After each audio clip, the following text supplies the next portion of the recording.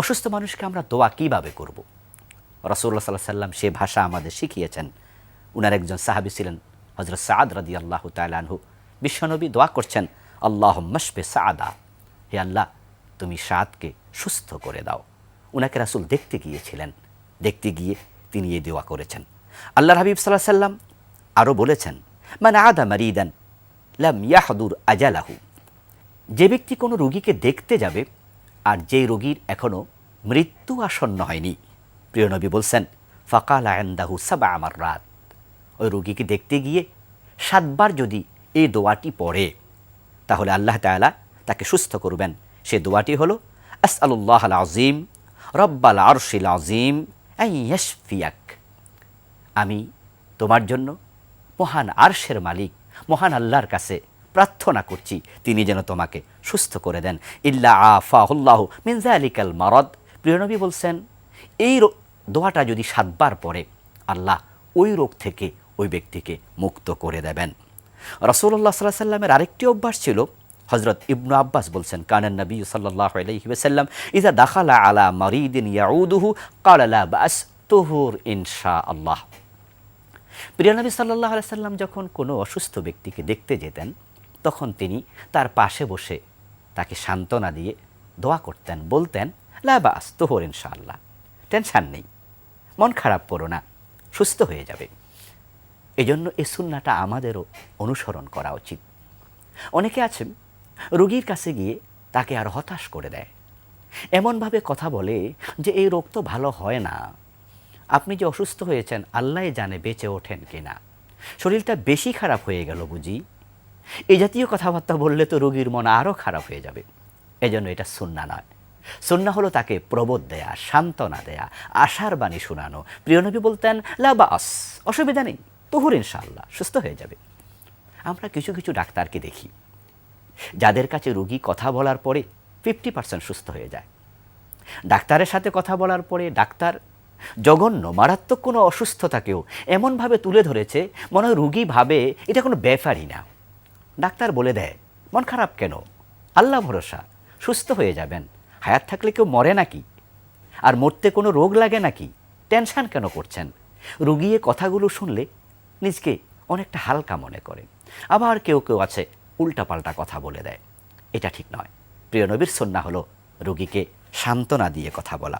আল্লাহর হাবিব সাল্লাল্লাহু আলাইহি ওয়াসাল্লাম রোগীর কাছে গিয়ে আরেকটি দোয়া তিনি করতেন, আল্লাহুম্মা রাব্বান নাস আযহিবিল বাস ইশফি আনতা শাফি লা শিফাআ ইল্লা শিফাউকা শিফাআন লা ইউগাদিরু সাকামা।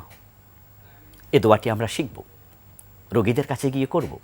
বাংলা অর্থ হলো, হে আল্লাহ আপনি সুস্থ করুন, আপনি তো অসুস্থতা দূরকারী, আপনি তাকে এমনভাবে সুস্থ করে দিন যেন কোনোই অসুস্থতা না থাকে, আর আমি তো জানি সুস্থ করার ক্ষমতা আপনি ছাড়া আর কারো নেই।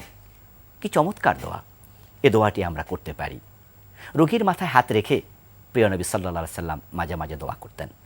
বিশেষ করে কারো বদ নজর লাগলে আল্লাহর হাবিবের শিখানো দোয়া, আউযু বিকালিমাতিল্লাহি তাম্মা মিন শাররি কুল্লি শাইতানিন ওয়া হাম্মা ওয়া মিন কুল্লি আইনিন লাম্মা।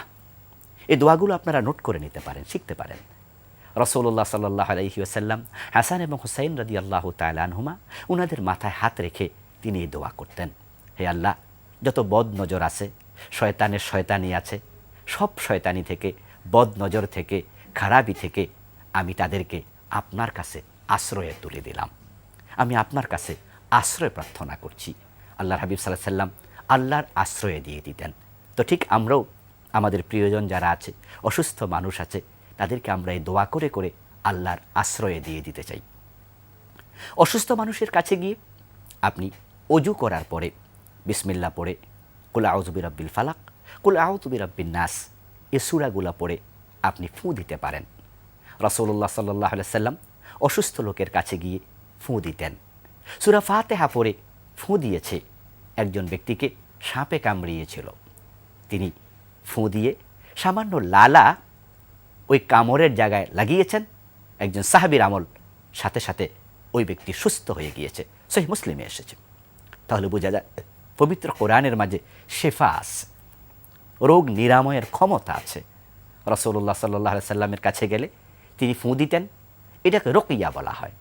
আমরা হাদিসের কিতাবগুলোতে দেখি রুকিয়ার জন্য আলাদা অধ্যায় আছে।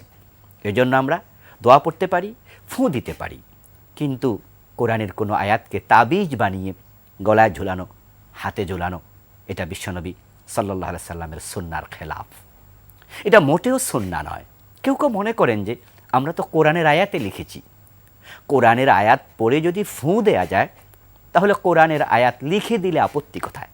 এ কথার জবাবে আমরা বলতে চাই যে নবী মুহাম্মদ সাল্লাল্লাহু আলাইহি ওয়াসাল্লামের উপরে কোরআন নাজিল হয়েছিল, তিনি কিন্তু কোরআন গলায় ঝুলিয়ে দেননি, অথবা কোরআনের কোনো আয়াত লিখে হাতে ঝুলিয়ে দেননি, কোমরে ঝুলিয়ে দেননি, বরং কোরআনের বিশেষ কিছু আয়াত পড়ে তিনি ফু দিয়েছেন।